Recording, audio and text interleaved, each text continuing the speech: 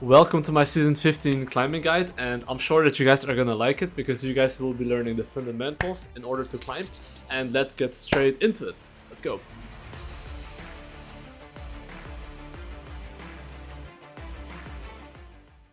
So basically what you can expect to learn is basically how to get the feat of strengths, the Grubs conditions, and how to feed yourself, how to set up objectives for you to win games. I'm not sure if you know, but there's like 6 objectives at minute 20, at least 2 Drakes, 2 Grubs, Herald, and the Atakan spawning at 20. And every single objective is going to be so important. I'll be explaining some of the things right here, just the buff that you have to know. Riot Games added basically these boots, and if you get first blood and 3 epic monsters, first tower, you basically get a buff, and this buff is pretty good because you can upgrade your boots, and these boots are gonna get nerfed, I'm just saying. So I'm gonna teach you guys how to get these fucking boots and 1v9, okay? I guess my cam is in front, but I'll just remove it for a bit. It doesn't matter too much, you can just read what it does a bit, but I'll just show you basically how to get these things, okay? Alright, so let's start with Grubbies, because I think Grubbies are going to be very important. Why are the Grubbies very important? Because, well, the Grubs are important for the buffs. You need to know exactly how to contest it. I'll be showing you guys some examples on how I'm doing it and how you can do it yourself, okay? So right now, this is the first example here, okay? So basically, I'm doing the Grubbies here, okay? The Grubs is spawning, but I'm going to pause the video right now and I want you to think. A lot of people would just hit the Grubs right now. What would you do in this situation here before doing the Grubs? Just pause the video if you have to, please, and think about it. I hope you pause the video. But anyway, right here, before doing Grubs, okay? Because especially right now, you need to get 3 Grubs to get 1 epic monster stack, okay? So if you want to get the Grubs, if you start, let's say, the Grubs right now, what's going to happen is that if, let's say, Hecarim decides to gank mid lane, potentially kill my mid lane, okay? I'll be only able to take 1 Grubbie maximum. But the most important thing that you have to know is that if there's a mid wave, okay, make sure you hover mid lane, chunk him out, make sure mid lane gets pushed, then go for the Grub. Because right now, if they have to catch the wave, you can almost always take the 3 Grubs, and if they try to contest you, at least you're not split, and you can for sure take 3 Grubbies here, as you can see. This is the first example. I'll show you the second example. I hope you liked the video so far, and if you want to learn all the fundamentals, check out my courses on my Patreon in the description below. Second example. That's just me an example showing you before how to go through a lane and then start a Grubs, okay? The crucial part that you have to understand as well is that you need to as well ping your laners if you want to do the Grubs. So pay attention to my pings. Do you see how I'm pinging top lane right now? I'm on the way on the Grubs, I'm pinging my top lane, hey, push the tower, assistance, come to the Grubs.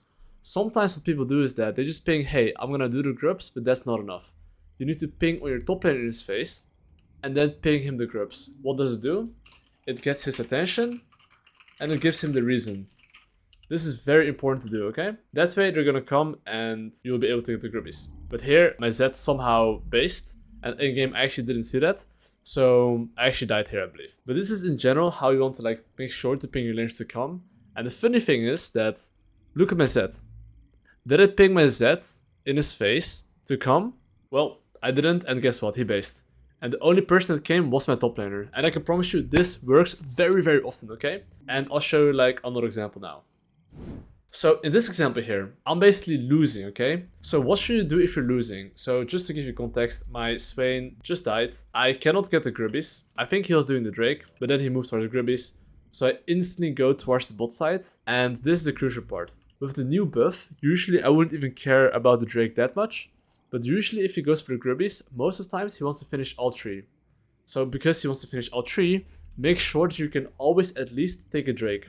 So it's very important that you realize if you can or can not fight. And usually the measurement would be this slide that I'm going to show right now. This slide. The thing that I'm always looking at, right, is whether I win the 3v3 or not. And if I do win the 3v3, right, then I would go for it. And if not, then I wouldn't go for it, right? But this is kind of important to understand as well, right? Which is that you have to think whether your lanes can move first. And if your lanes can't move first, if it's no, I would actually go through their lane, make sure they get pushed, and then they can move, right? So if they can move, then usually I think, can my bot lane get off? If yes, then usually I would just ping them to be careful now, especially with the new patch. And even if you cannot contest the Grubbies 3v3, okay, you should think about, okay, can your bot lane maybe move? Because if your support can move for some reason, you can now contest. Same goes for if their bot lane can move, but your bot lane can't, then you have to give it, right? So you could just like save this. It's like just, you know, it's like an if and else.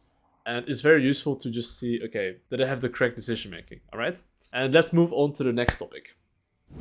Feeding yourself with good ganks. So basically, honestly, if you're playing jungle, and even if you don't play jungle by the way, this is actually super convenient and useful, because what are the conditions for you to get a good gank? And even if you're iron, you can always replicate these things if you understand how it works a bit, okay? So let's give you some examples so you can understand better what I mean. So right here in this example, okay, I'm gonna go for top lane gank, but remember 3 conditions. It's like 1 ward, 2 wave states, 3 CC. So as I'm like in base or very far away, I will look if he puts a down ward. Boom. He just put down ward here. This is checkmark, okay? Ward. Second thing is wave state. So currently his wave state is kind of bad. Number 3 is like CC.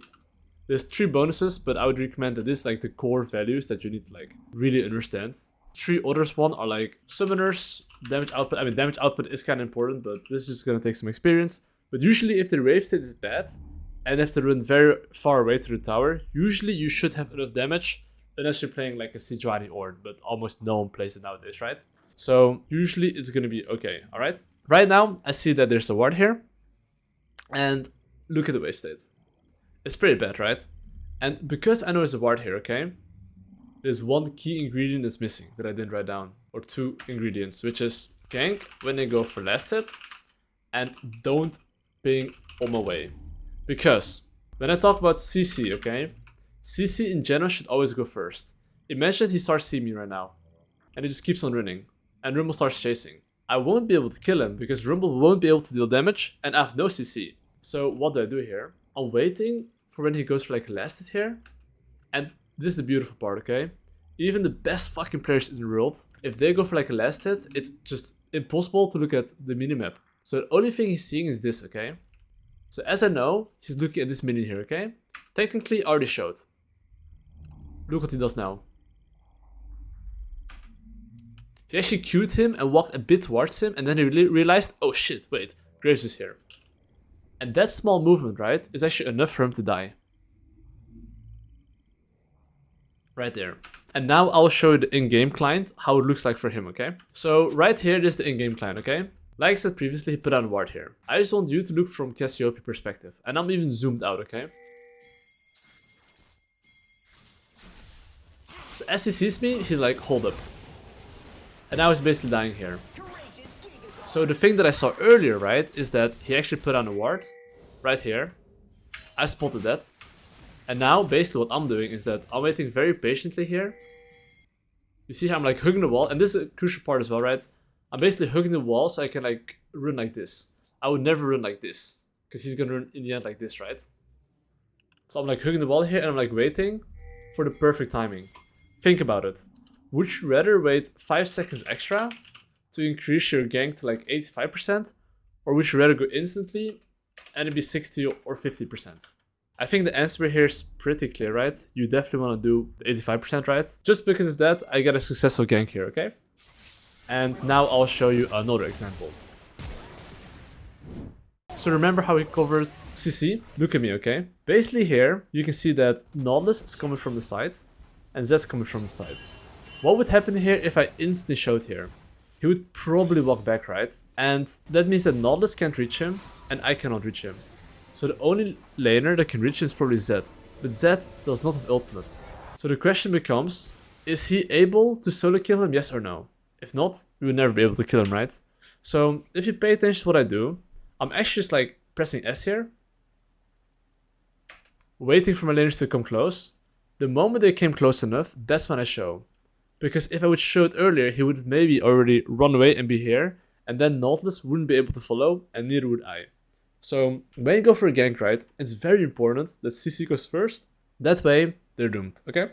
And back to the presentation here, which is that right now you see like, basically you understand a bit better about like, if you understand where the wards are, and you understand the wave states are good, and you let the CC go in first, and of course like last hit, which I didn't put, which I should add, right, which is last hit. You'll have like a very good system to replicate very good ganks. And basically this is super crucial because it's like one of the fundamentals, and even if you're a laner, this is very important because then you can mind control the enemy team to basically die, okay? And let's go to the next topic.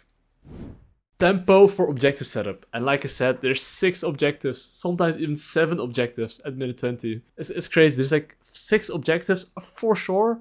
So basically, it's so important that you understand how to set up objectives. If you don't understand this, you're going to be a potato. And I'm going to teach you how to be not a potato.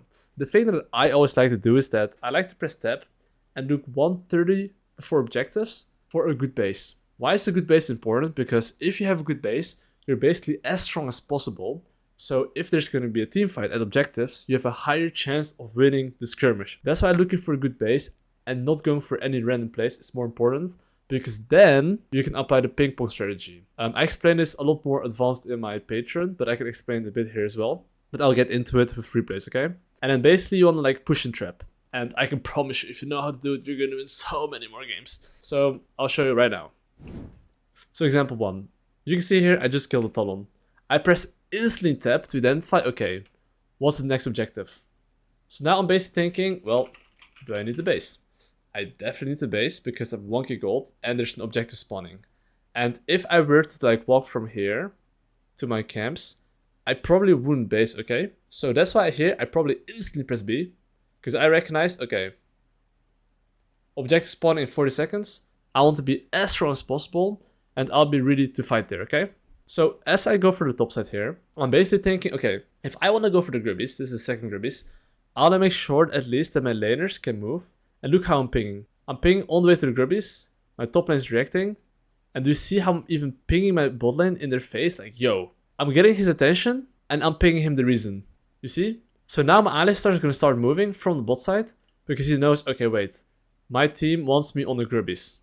Very often, you don't only want to ping on the way. That's usually not enough. But now, because I pinged assistance in his face and I got his attention, I'm basically going to do the Grubbies here. And as my team gets the mid lane priority here, and I see Talon bot side, now officially the Grubbies are mine. 130 before the objective, right? I made sure, it's like 40 seconds in this case, but usually you want to start thinking about it 130 before the objective. But right now, as you can see, I have a good base timer. And basically, I'm ping-ponging. I didn't have to pressure there myself, which means that I didn't have to go personally bot lane to get lane priority, but I'm making sure that my laners understand that they have to move, okay? I didn't have to push and trap this game, but I'll show you in the future an example. And let's go to the next example. This is the next example. So Drake is spawning in less than a minute, as you can see. It's not spawning right now, but it's going to be spawning like right now, in 1 minute. So it's going to spawn around 1350, okay? So at the moment, I just want to basically take my topside camps and I want to look to set up the Drake here, right? So as you can see, what I'm doing here is that I am just going through mid lane here. And as I'm going through mid lane here, I'm seeing if I can do something. Let's say if I can't do something, I would simply just push mid lane and take full control here. And that's when I would start ping-ponging. So you might wonder, what is ping-pong? It's essentially just like identify which laner you want to play through, which wave, get the push and rotate to free up the other lane, okay? This is essentially what it is. So at the moment, I would have my Falcons push mid lane ideally, and then we would rotate together into the bot side here, okay? But right now, in this case, we're hunting a Talon, so he's not really pushing mid lane, okay? So we got Talon ultimate here, and because we basically low-key rotated, I'm just taking his camps here, and I'm waiting. And you see how my Poppy's top lane here? And they're basically 5-man grouped. Usually in these cases, you don't want to fight. I'm going really cocky here about it, just so you guys know. What I'm doing is like low-key illegal, because my Poppy's getting free top tower. But hey, it works, right? But what I'm trying to explain here just is that if you have good base timers, go through a lane, you have like higher chances of winning objectives in general. And right now, what's going to happen is that my teammates died here a bit, but in the end, I still managed to get the Drake here. I'll show like another example where basically I'll do the push and trap. The third example, I'm basically doing the push and trap. So literally the soul point spawn in 50 seconds, enemies die have 4 items, Omega cracked with Lulu, and they're pretty strong, right? Like they have Udyr, I guess Viego, which is a good matchup for them. And right now, it's like not the easiest to contest the enemy team, okay? But right now, basically, I have a good base timer. And now I'm trying to identify, okay, how can I get the highest chances of winning this Drake fight? So I basically know that like us going through mid lane is not going to be easy. Because if we're both 5 mid, they're 5 mid, and my Nar's catching top, they'll probably like keep control here, and it's difficult for me to like get Drake control, right? So instead of going through mid lane here, I decided here to go through bot lane. Right now, I'm pinging my Nar to go mid lane. And as you can see here, I've identified, okay, I want to go through bot, and I want to force someone show on this wave here. If they show on that wave there, we have now +1, and we can retake this area and look for a fight. If they don't show, they're losing farm, right? So right now, Udyr was the one like maybe thinking, oh, I want my Gromburger. But my entire team is here, and because of that, I actually, well, we just killed the Udyr here, I believe. And I'm just gonna show you guys how to play this team fight. I do think I can teach you guys fundamentals, but just knowing a bit how to play team fights is kind of important as well, right? So, shortly said, I'm playing Viego here, and as Viego in general, you never want to go in first, okay? And as you can see here, there's like a fight here. I'm trying to kill the Katrina here. And pay attention right now, okay? Zai is trying to hit me, and I'm waiting for this guy to get out of his audience, right? So what will I do here? I'm just gonna walk back, make sure I don't take his ult attacks, and I'll just walk back when he's out of Zhonya's. I'm trying to like optimize how much damage I'm receiving and dealing the most damage. It's like a small thing, it's not anything too crazy, right? But it's just something to think about. These small spacing things, people wouldn't do in low elo. In high elo, people would do this. But just something to think about, okay? And now I'm gonna show you the push and trap in the next example. So right here, okay? So basically, the Baron is up, okay? And I'll just explain you a bit of tempo. So I'll go back all the way back here, okay? So right now, my top is dead, my AD carry is dead, my support is dead, and these three are alive, okay? The only person that has tempo is my mid lane. Drake spawned in 50 seconds. I would say that we're slightly behind, and my Sylas doesn't have 2 items. Usually, if I measure objectives, I always look at items before objectives. And my Sylas at the moment has no second item, this guy's second item, this guy's like 2.5 items. So I would say that we're not necessarily stronger, okay? So in this situation here, I already know that Drake is probably gone because of few things, okay? Which is, 1, we are down tempo, we have less items, there's team comp. This is better at fighting. At team fighting, just to clarify. So what do I do right now? I know Drake is Donzo, so instead of like contesting it, I know, okay, well, can't contest, we should trade. So do you see how I'm pinging right here? Okay, assistance top side, and I would usually even ping my support if he's oinking around too much, okay? So right now they see me. So think from their perspective, okay?